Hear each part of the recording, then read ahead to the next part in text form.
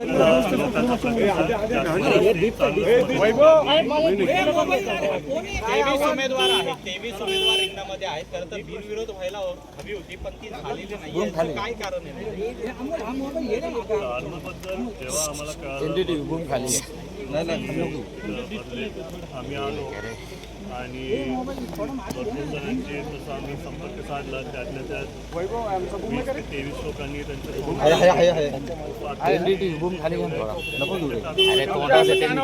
पैसे वगैरे मागितले तुम्हाला मागणीसाठी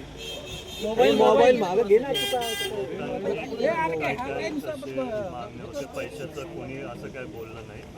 पण त्यातल्या त्यात कधी कधी कोणाला तरी आर्थिक थोडी मदत लागते.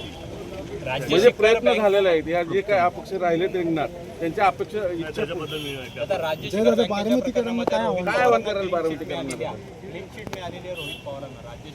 बारामतीकरांना कारण कसं पोटनिवडणूक आहे. सबको आह्वान करूंगा कि ज़्यादा से ज़्यादा लोग, लेकिन आशा ही है दादा के लिए सब बाहर आके उधर मतदान करेंगे.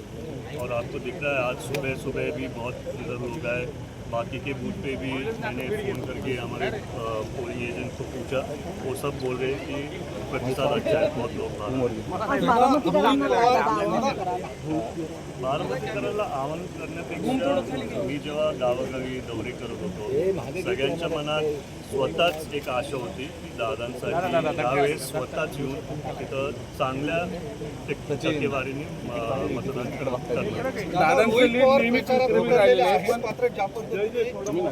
काय करतो नितीन?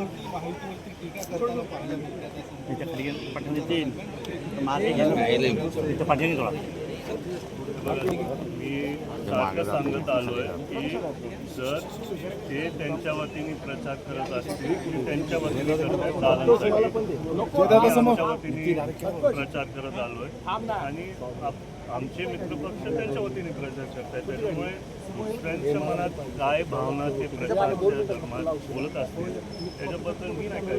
दादा तसं पाहिलं नाही म्हणून विरोधक तशा अर्थाने कोणीच नाही स्ट्रॉंग विरोधक असं सगळे जे काय विरोधक कोणी नाही स्ट्रॉंग. तुम्ही बोलताय ते बरोबर आहे पण सगळ्यांनी ही निवडणूक एक रेकॉर्ड ब्रेकिंग मतदिक्यांनी वहिनीला व दादांना विजय व्हावं म्हणून सगळ्यांनी तसं एक श्रद्धांजली ठरावी दादांना. कारण दादांचं लीड नेहमीच विक्रमी राहिलेलं आहे. पण आता सगळ्यांच्या मनात तेच होतं की बिनविरोध झाले असते तर ती खरी श्रद्धांजली दादांना अर्पण झाली असते पण तसं नाही झालं.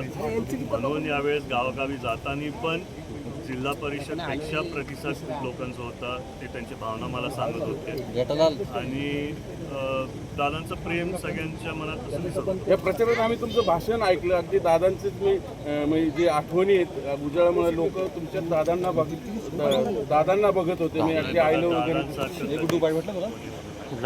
त्यातल्या त्यात दादांचा एक मुलगा मानून बारामतीकर माझं कुटुंब जे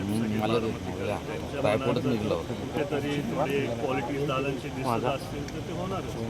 एक प्रश्न की दादांच्या अपेक्षेने सगळं कुटुंब ज्या पद्धतीने फिरत होते त्याच पद्धतीने फिरलात. लोकांचे प्रश्न जाणून घेताना काय वाटले की दादांना हे सगळं एवढं सगळा संघर्ष आणि आता तो पण तुम्हालाच करायची वेळ आहे? गावोगावी जाताना बरोबर आहे.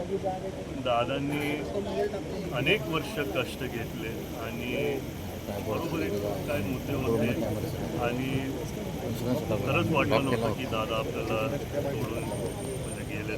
मनात पण अजून ते वाईट वाटतं पण लोकांची एक आशा आहे आणि जर मी त्यांची कामं सर्वांची करू शकलो आणि करतोच आहे तर मी नक्कीच ते सगळ्यांसाठी मी काम पाहिजे. बारामतीचं पालकत्व मुलगा म्हणून तुम्ही घेणार का? एरवी दादाच कारभार पण आता किती नाही म्हणलं DCM पूर्ण राज्याचा पक्षाचा कारभार पार दादा केंद्रात खासदार झालेत. बारामती एकूण मतदारसंघ दादांच्या जागी तुम्ही सगळे जे नाही बघा दादांची जागा कोणी घेऊ नाही शकत. मी तुम्हाला सारखं बोलतोय आणि मी एकटाच नाही वहिनी असू द्या पारदादा असू द्या मी असू द्या आम्ही तिघं बारामतीसाठी कष्ट घेणारे काम.